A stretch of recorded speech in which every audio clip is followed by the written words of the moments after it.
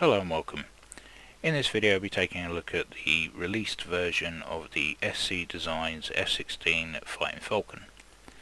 Now this aircraft comes with three different variants: the Charlie, which this is that, the Delta, which is 2-seat, and the Indigo, which is the Israeli variant. Now we're going to start with the externals. As you can see, I'm in the have glass scheme that the F-16 is now being transferred into across the fleet. This isn't an included livery. This is one that I've downloaded separately, but we'll take a look at the liveries now. Yeah, so in the package you get the Charlie, Delta and the Indigo. As for liveries, if we click on liveries, the ones that come with the aircraft are the ones that have these pictures. So I mean, we've got the Hellenic Air Force, Republic of China or Taiwan, Aggressor, and a load of Air National Guard units, Thunderbirds, and I believe that's the either Belgian or Royal Netherlands, and these are ones that I've just added. An old Bentwars Aggressor, which I had to have, having helped out at the Cold War Museum. I've got a bit of a connection with that now, so sort of had that downloaded. I should have had that in the video really, but a bit of an old school livery. And if we go back to the Delta variant, that comes with just the South Carolina Air National Guard, but I've downloaded an extra one there. And with the Indigo, you get two liveries. You get the Singapore, the Republic of Singapore Air Force, and the obviously the Israeli variant. So yeah, so there's quite a lot of selection there. Now we can take a look at the external configurations. So if we go into the fuel and stores, we can change a few things obviously. If we go down to the bottom, if you bought this third party, you will get the weapons to apply as you like. When this goes to the Xbox, a release for Xbox, and is available on the Flight Sim store, the weapon side of things will not be a part of that. That for some reason Flight Sim have prohibited weapons being shown on the aircraft. So PC users, if you want weapons, you will need to buy third party. So places like Just Flight, Sim Store, places like that.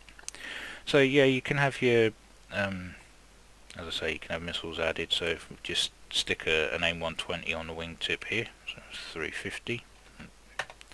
There you go, we've got a nice training round.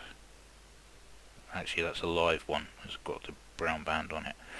You've got a live AIM-120 there, and then obviously to get rid of that you just need to get rid of the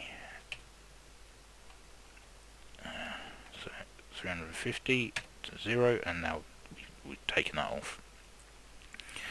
You'll also notice that we've got three external fuel tanks. We can get rid of those. If we scroll up, we've got externals here. External 1 does the central fuel tank. Externals 2 gets rid of the wing tanks. So we've got a nice streamlined aircraft. Another thing that's been added to this is conformal fuel tanks. Now those familiar with the Hellenic Air Force, Turkish Air Force and the Israeli Air Force, they have the additional conformal fuel tanks, which are removable. But the one thing that I find a little bit annoying with the module at the moment is that Center 2 deals with the CFTs. So if we slide that up, you can see the conformal fuel tanks have been added. Now these are in the colours of the Israeli Air Force Indigo variant, but they're on to start with. They're not an addition that you just put on if you've got that variant of the aircraft and you want to add the conformal fuel tanks. You can just add them. No, they come on as standard, which is irritating because obviously you've got to go into and configure your aircraft before you fly. I mean, I know it's only a click away, but the majority of F-16s out there fly without conformal fuel tanks, and there is which I will add is a really nice feature. If you're flying, you can simulate an air-to-air refueling by opening the fuel door, and what that'll do is that will top up your tanks 25% of your fuel. That's great, but if you're flying a variant like this, the conformal fuel tanks come on with that air-to-air refueling having been activated, which then again you have to stop the flight and then go in and change it, whereas it should be something that's added and permanently stays on if you're in that version of the aircraft, rather than having to chop and change every time when you're in a slimline variant like this. So that's one side of the module that I'm not a fan of. Yes, it's nice to have the conformal fuel tanks, but I don't know why they can't be just an addition in this section, so that when it's added it's on, or if you don't want it on, you just don't add it, and have it simulated rather than have it activated every time center 2 gets filled up. Anyway, I've waffled on long enough about that. But anyway, that's your fuel and weapons. So let's get into the cockpit and have a look around. Okay, so we're now in the cockpit, having a look around. Those of you that have flown F-16 in the simming world before will find it familiar. Some of it is slightly different. There are some obvious changes, but that's because this isn't for the hardcore fans. This is for people in general who want to fly, don't want anything too in depth, and can just jump in and get on with it. But there is enough in depth in this to keep you occupied in the cockpit, and not just make it a switch on and go aircraft. So we'll start off with the left hand side and work our way round. So over here we've got the main fuel system, which you'll need that to start the engine, and then you've got engine feed, you've got your IFF and your lights. There's an addition of an autopilot panel here, which is nice to have a simple autopilot for long journeys. Then you've got your audio and your transponder there. Engine start, throttle. This is your canopy open close. Normally you would close the canopy, then close the claw to lock it down, but that's just a simple open and close here. Here's your countermeasures panel. Now I don't believe these switches actually do anything, but they are clickable, so you can simulate and you know, pretend things, well, it is a simulator after all, that these actually do something. So you've got your dials, and your helmet mounted sight symbology switch works, but it doesn't actually, obviously doesn't bring anything up on the HUD. Then you've got your category 1 and 2 stores configuration, so when the aircraft is heavier, you can switch over to Cat 2. I'm not sure if that's actually implemented, but that is a switch that can be used. Landing light, gear handle, you've got a hook that works, your parking brake, and then your configuration lights there. Your simplistic autopilot that is normally in the aircraft is here. Master arm, that's that doesn't do anything, but the switches again are clickable. All your MFD switch buttons around here are clickable, which is nice. Down here in the center we have fuel quantity selector. Actually that doesn't do anything, but you can sort out your autopilot heading with your course bug there. Heading bug and your course needle can be changed. Backup artificial horizon, angle of attack, your vertical velocity indicator, indicated airspeed gauge, altimeter, which can be zeroed out. All these buttons are clickable in conjunction with your little screen here. I think it's a UPC, not 100% sure, can never remember that. RWR doesn't work. Another artificial horizon fuel flow gauge there. Over here we have the oil pressure, nozzle position, RPM, and oil temperature or engine temperature. Then we've got a whiskey compass here, fuel gauge, hydraulics gauges, oxygen gauges, cabin pressure, clock. Then we can get rid of the control column by pressing the caution panel.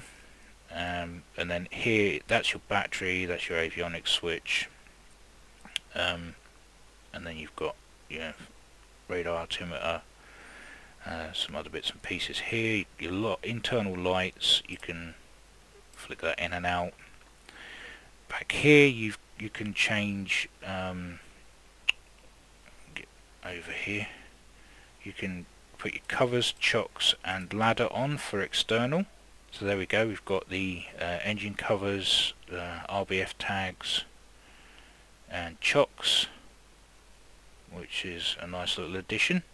And then we've got some bits and pieces there for your oxygen and all that sort of stuff. You've got your armor ejection seat, simulated of course, but you will have a light show up if you don't activate it.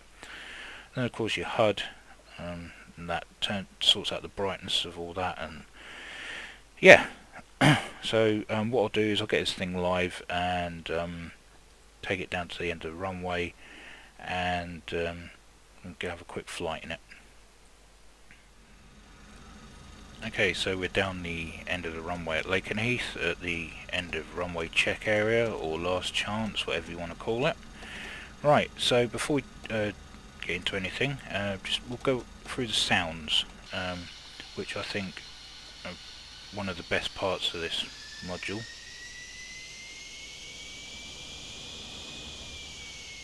It sounds really good. Not sure where they source the sound files from, but very good. And it's dynamic as well. Obviously we're in the cockpit at the moment, so if we open that up, we've got dynamic sounds, and we can close the canopy again. So I mean, it sounds pretty good on this, and once we get up flying you'll hear more of that. And before I continue any further, it's come to my attention that DC Designs and now SC Designs aircraft are sort of the Marmite of the simming community at the moment. There are a lot of people that love them, and there's a lot of people that really don't have any very nice things to say about them.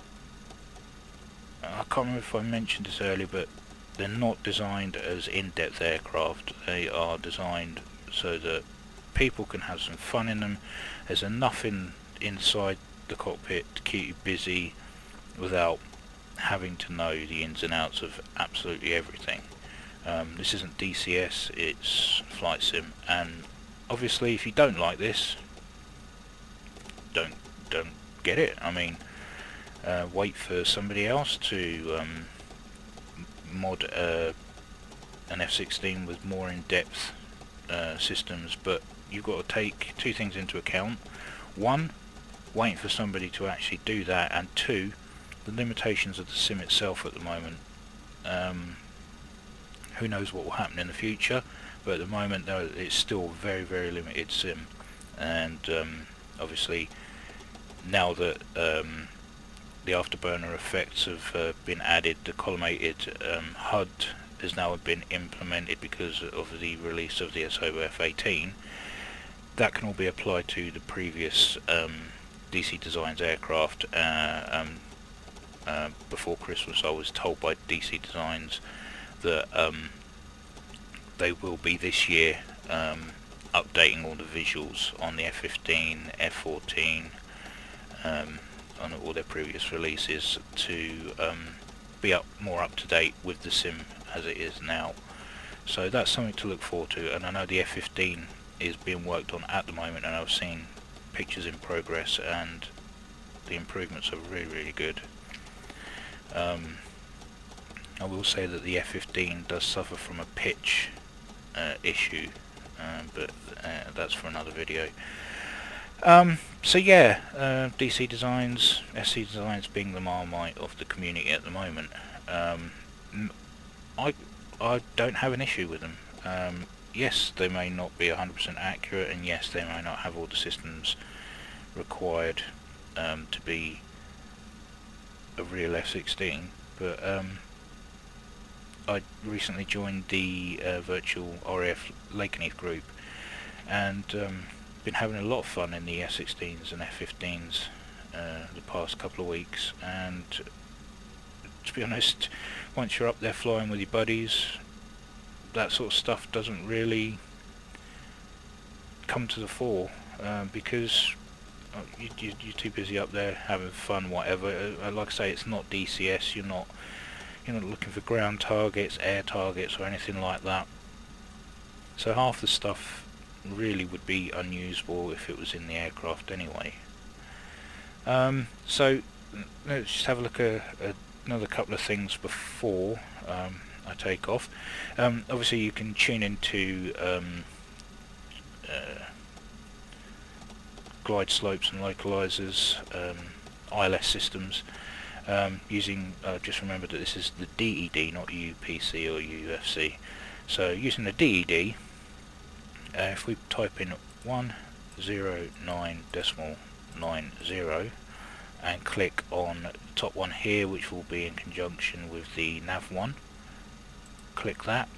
109.90 is now in the active nav1. We now have localizer, glide slope and localizer information. I'm just trying to remember how to get them back on the screen. So there we go, we've got the glide slope, localizer. So we now have ILS on here. Obviously you've got your moving map on the left there. That that comes in handy when conditions are a bit rough and you need to get around on the ground. And then I wanted to show you the air refueling door. Now if we look at our fuel gauge, which is just up here, if my end video is recorded funny, then the cursor will be nowhere near it, but it says fuel in it as next to the whiskey compass. You'll see that we have 30% fuel on. Now go in the external view, you can see I don't have conformal fuel tanks. We come down here to our left, this is the button we'll be pushing, click it, door is open, conformal fuel tanks are now on the aircraft, and if we look at our fuel gauge, it has now gone up to just over 50% fuel. It's a lovely little addition for if you're flying long distance and you can simulate air-to-air refueling. Only issue being, as I said, is the conformal fuel tanks. Now if I was flying, I would need to go back into it, go to center 2, drag that down to take them off, which is something that really we shouldn't have to do, because you should be able to have it that the fuel tanks are on or they're off. So hopefully that can be worked around. I might put that to DC Designs and see what they can come up with. But yeah, that's the air-to-air refueling door shown. Now we'll do a takeoff run. We'll do some flight trials, and then I'll bring it into land and we'll call it a day for the video. So we'll taxi to the end of the runway, take the parking brake off. You only need a little bit of throttle to get this thing moving. Ground handling, not too bad. It's not like a simple flight model that you would get in, say, DCS, where you're like riding on rails. This is actually not bad at all. So work our way to the end of the runway.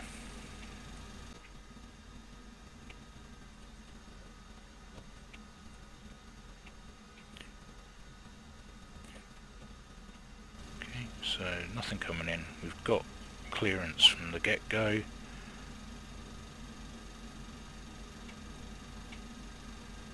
Line up, do some last minute checks, and then we'll be on our way.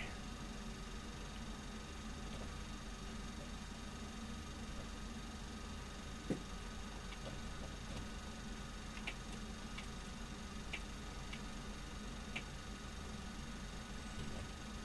we go. Okay, so we're going to take a look at the afterburner effects and listen to the sounds from the external as we roll for takeoff. So power up.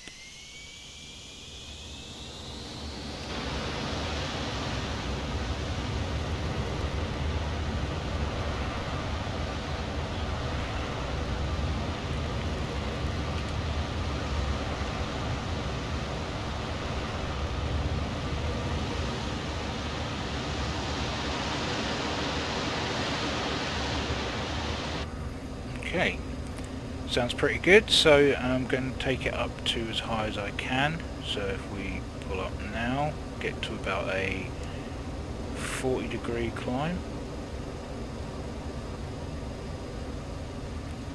Now, I have had this just shy of 50,000 feet, so it'll be interesting to see how high I can actually get it this time.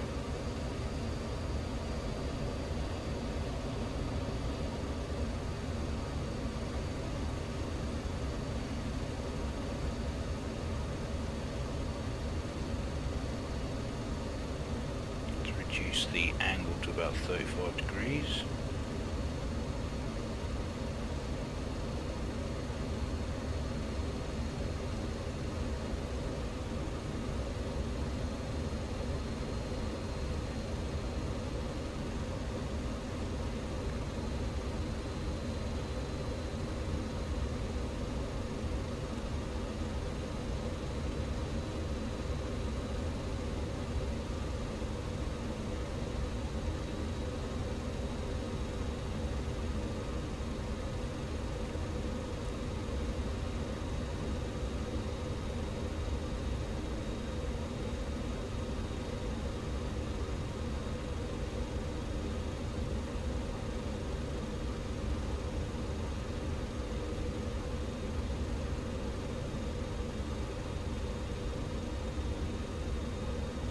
I don't think I'm going to top out as high as I would like to have done.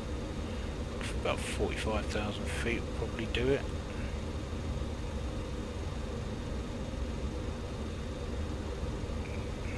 It's getting a bit iffy to handle now. Then go 45,000 feet. See if we can get it any higher. I've not tried from a proper zoom climb where I travel as fast as I can, as low as I can, and then up.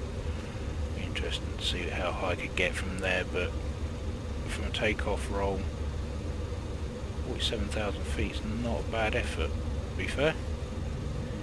Just roll it over. Get down to an angle where we can get some more speed. There we go, it's Meldon Lake Knife over there, so we're over Cambridge at the moment. Yep, there's Cambridge directly below me. Cambridge Airport.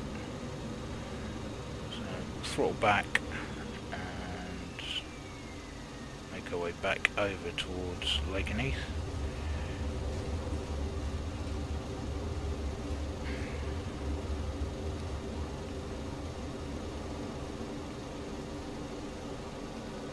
Okay, get ourselves levelled out. We'll do some controls, see how that handles. Back outside view, see if we can get the air brakes to extend. There we go. Air brakes there.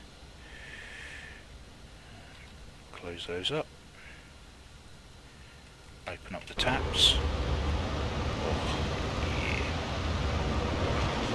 There we go. Nice. Okay, so get off burn, go to full military.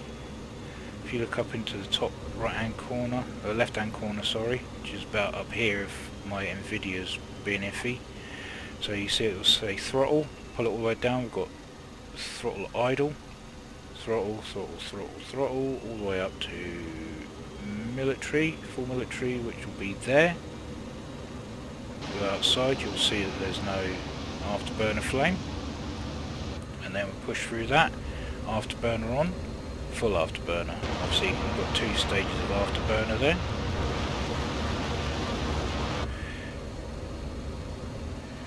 Okay, so we'll slow that down. Where are we? Okay, so we're nearly over the top of Mildenhall. Okay, so the roll rate is, as you would expect, very responsive. So let's see if we can pull a loop. I need to gain speed for a loop.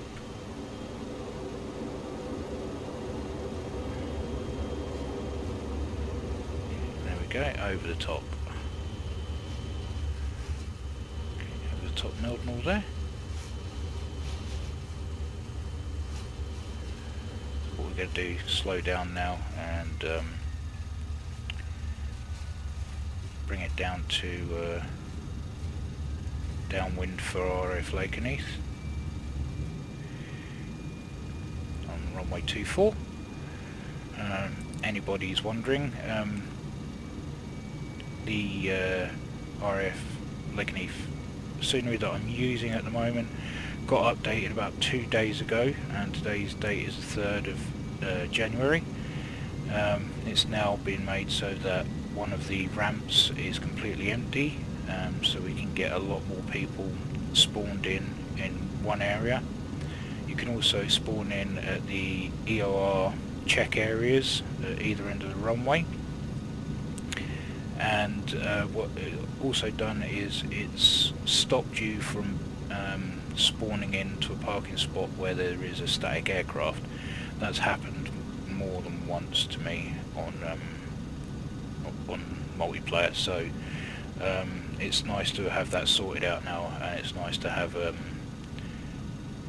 it so that us in the group, the Lakenheath virtual RF Lakenheath group, can now all spawn in one area. Right, so air brakes back in. We shall accelerate a little bit. There's the town of Brandon. So we're going to drop the gear and turn in. As you can see, if you look at the bottom left hand corner of the HUD, you'll see that I'm tuned into the Lakenheath ILS, ILK 109.90, and if we look down to the right MFD, you'll see that we have glide slope and localizer information. As you can see, I'm a bit high, although not by the glide slope. Bring that down a bit. Get the air brakes out. There we go. Air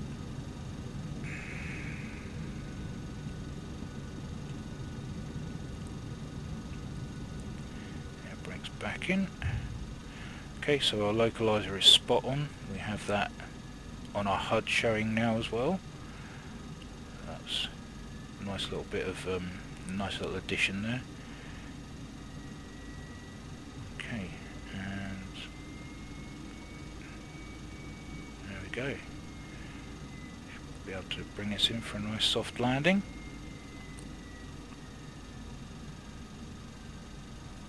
There we go, we're down. By far one of the best handling planes that I've flown on here so far. Not a negative thing towards SC Designs, it just goes to show how well they've programmed this aircraft. Flies lovely. I mean, the touchdown there was a greaser. It's just absolutely beautiful landing. But all made that much easier by the way that this aircraft has been made. So yeah, I mean, it's, as I say, it's not for everyone, but not every module is. But it is definitely a good one if you're wanting to start out on jets and you don't really have the time to sort of sit and read manuals and learn systems. I mean, this thing, you could be up and running in about half an hour, it may be even less. As soon as you know the startup procedure, that's all you really need to know, and everything else will come as you learn to fly it. So yeah, I recommend it. Like I say, it's the Marmite of the community at the moment. You'll either like it or you won't. But I think it's a great little module. So yeah, SC Designs F-16 package. I'll give it a thumbs up. It does have some things that need to be sorted out on it, but that will come in time, I should think. So yeah, thank you for watching. Just one last thing, if you've got this far, I've been looking at the analytics of my channel, and majority of people that watch my videos aren't actually subscribed. If you wouldn't mind subscribing, that would be awesome, because that helps me out. I need to get 1,000 subscribers to get to the next stage of my channel. Now I would like to try and progress further on this, so your help on that would be awesome. Like I say, you don't even have to click the bell icon, just leave it as is, so if you don't want alerts you don't need to have them, but it would be awesome if you could subscribe. And if you like my videos, give them a like. If you don't, give them a dislike. Fair enough. But yeah, I'll leave you with that. As always, take care, and I will catch you in the next one.